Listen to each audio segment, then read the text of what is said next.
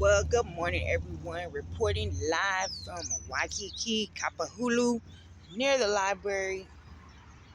Thanks to the state of Hawaii for their library system. I don't know why it's through the state, but it is through the state. So, give them props and creds for that. Send them some nice donations and gifts for providing a library system on certain days of the week. It's not open every day. Make sure you check the schedule and see what days they are open. And they do let us use the computer. It's better to get a library card with a local address attached to it. You have to have proof of address with your name and your address and get a free library card. So it's better to go that route than doing the guest passes because they start getting mad. You could pay for a card if you don't have a local address. They do offer you a payment option to pay for a card for X amount of time. So I went and I got a library card for free that has a local address attached to it. So I just got a piece of property out here and use that address. So just use that. Just do a change of address to the post office and use that to prove your local address and any address really. Do a change of address form. So just sitting up here trying to figure out what is the best way to purchase a car in today's world, whether you're a Communist Party member or not, whether you're white supremacist or not. What's the best, most safest way to purchase? And I was just thinking over the different options and what I have found success with through my days of purchasing vehicles. I know when I was younger, they used to let you pay cash. You go to the dealer, you give them cash, and they give you the car. They have you do the title. They charge you a little bit extra for the TT&L tax, title, and license. However, they would take straight cash. They didn't really look at your license. Maybe they might look at your ID so they could change the title over, put the correct person and address on there. But you give them an address, you show them your ID, and they change the title over. Because on the title application, they have like an option for residential address, and then they might have an option for a mailing or alternate address. So you can't have like two addresses on your ID. So you can have a different address on the title than what's on your ID. It's a little bit of an argument with the dealer sometimes about that. However, if you go over the title application with them and you show them that there's an option for two different addresses, so you can provide whatever two addresses you want to provide. And if they still give you a problem, you might need to look for another dealer or just ask them for a temporary tag, and then you'll do it yourself at the DMV. Sometimes they don't want to do that, but that's what you ask them for. Just say, if this address thing is a problem of me not having the same address on the ID and the title or the license and the title, then just let me do it myself at the DMV and just give me the paperwork. I'll go do it myself and just give me a temporary tag.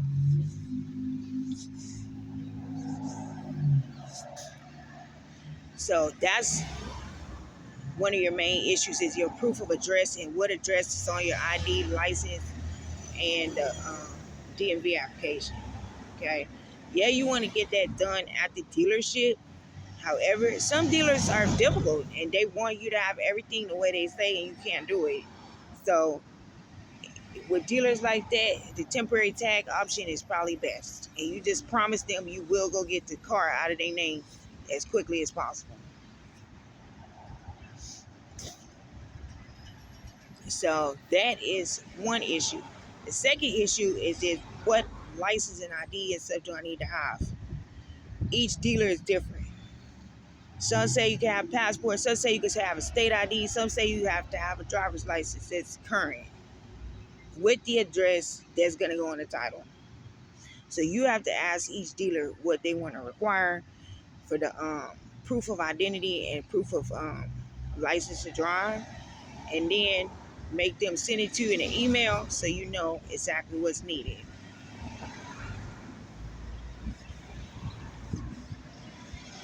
The next thing is going to be the insurance. The insurance is difficult, okay? You got to get the VIN numbers and then put them on the policy.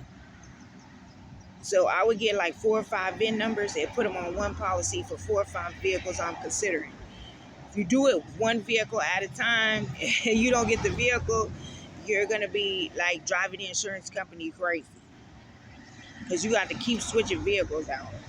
So you pick 4 or 5 vehicles that you're interested in, put all of them on the insurance. You got to pay a hell of a fucking first payment. It's going to be up in the thousands.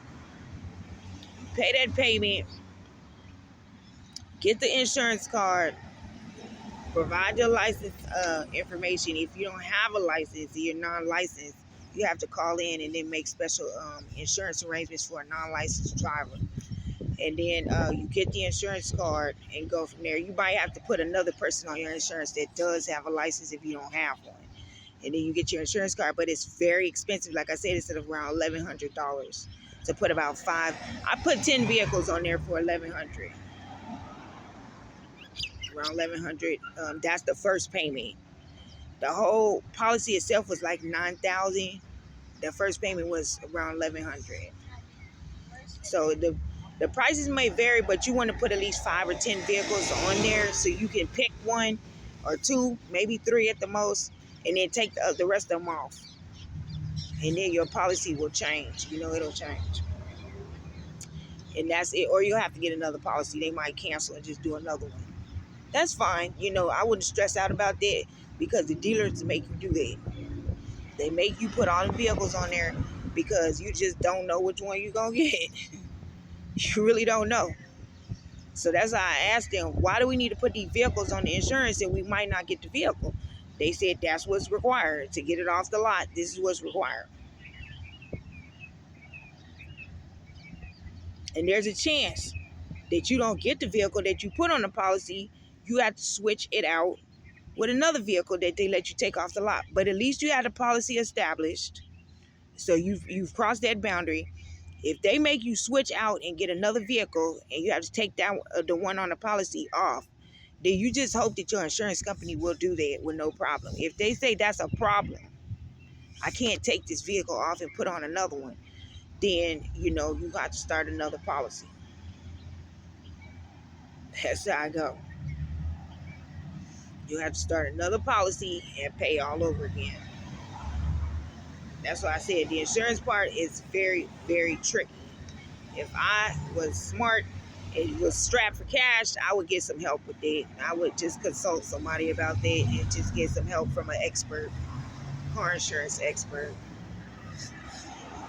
Look on social media, or just maybe there's some car insurance experts in your area, like State Farm or Allstate or Progressive, that you can call and ask these questions and get clarification and figure out how to do things right, because dealers switch up on you. So that is a tricky situation, along with the address part. And then after that, you figure out how you're going to pay. What's your method of payments that you accept. You get the dealer to email you the methods of payment they accept. They said cashier's checks is probably the best. Debit is probably the second best. Credit is probably the third best. Cash is probably the fourth. And then your last ditch option is going to be the ACH check method, where you do an ACH form or a check. That's the worst way to do it because they'll just pocket the money and not give you a car. So your best, most protected method is the cashier's check and the debit, because they cannot deny you a car when you present them a cashier's check or a debit payment. They have to give you the car, or else the payment will not go through. You just put a stop payment on it, right? Same thing with a credit, but with a credit, I don't know what the stop payment protocols are when you use credit cards, because I've never had a credit card, so I don't know. But if you want to put a stop payment on a credit card transaction, I'm sure you can, but I'm sure the credit card company is going to be a little bit disturbed and probably has already started sending the payment out. So that's why I say cashier's check and debit is probably your best 2 options. Credit being the third, because you can't put stop payments on those transactions if they don't give you the vehicle. You can stop the payment, right? And then the money will be returned to your account, or it'll stay in your account. With the fourth option, which is cash, once you hand them the cash, they have to give you the vehicle. If they don't give you a vehicle, you pay them cash, so you have to take them to court, for a theft. That'll be a theft charge. You can call the police. Police might not do nothing. I would just take them to court, take them to civil claims. A lot of times these dealers are working with the police, so the police ain't gonna do nothing to them. You gotta take them to civil court, and then contact the DMV and tell the DMV they took your money and didn't give you a car, and blah blah blah. The DMV basically has jurisdiction over car dealers because they the ones that give them the license to sell and all that other crap. So if you have any problems with a car dealer, you contact the DMV, the Department of Motor Vehicles, or whatever it's called in your state. You contact them, tell them what happened. They usually have a complaint form or a complaint process you can go through, and they'll investigate. The DMV can be corrupt and take the side of the dealers too. So that's why it's good to have a representative with you or a third person that's helping you purchase a car. They're a witness. So you're not just doing it all by yourself. So this is just like stuff that I've found to be, of some type of value in my quest to try to get a vehicle in the year 2025. It's not as easy as people think. So I'm just kind of like trying to walk people through the process and tell them what is likely to happen. The last thing is going to be getting the car off the lot. Once you've paid them, they've accepted a payment, you showed them the insurance, and everything has pretty much transacted. You just need to get the car off the lot. You're going to have a license for that, most likely, unless they just want to drop it off, deliver it. Some dealers will deliver it and some will not. So if they say, no, we're not going to deliver the car, you need to have a license to come get it, then try to have a driver's license or at least a driving permit with a licensed driver to get it, or ask if they will let you tow it, which they don't like to tow if it's a new car. They don't want it towed. But some dealers might let you tow. And then the third option is to get a licensed driver to come get it for you. They might say, well, we have to put them on the title. I don't think you need to put them on the title. I can get a notarized document that allows them just to pick the car up and drop it off to me.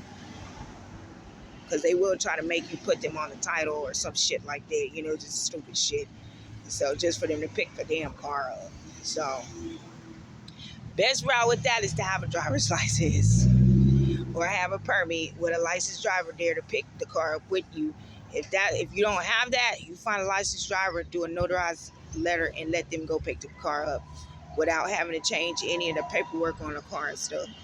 And that's basically where we're at. So the best 5 payment options is, again, the cashier's check, the debit, the credit, cash, and then the last is ACH check and e-checks.